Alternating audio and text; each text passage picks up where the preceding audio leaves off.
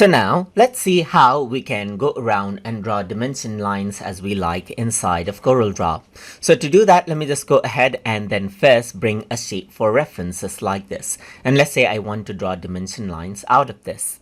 In that case, you can see that over here on the left hand side, there are the dimension tools. For example, there's the parallel dimension right here that you can go around and click and drag around right here. And as you drag up right here, you get the dimension line just like that.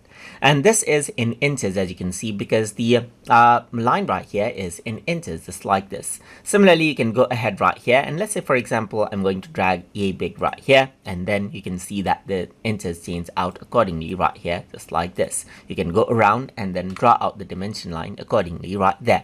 Apart from that, there's the horizontal or vertical dimension as well. So this is really helpful for maps. So you can just go around and draw out right here, just like this, and draw out around over here. And then you can see the dimension line just like that as well. So apart from that, you can also go for angular dimension right here. So let's say, for example, you can go around and then drag this out right here, just like this, and drag this out right here.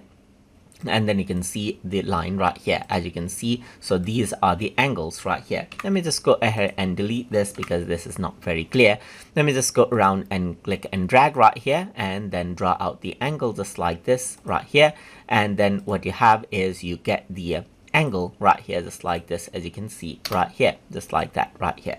So let's just go around, and then apart from that, you can also go around over here onto segment dimension right here, click and drag this out right here, just like this.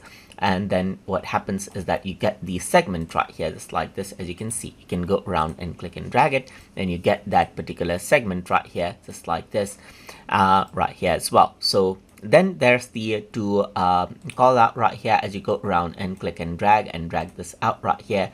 Then you can see that you can go ahead and type in your own numbers right here as well, or you can add in your own values or text as well to label them out.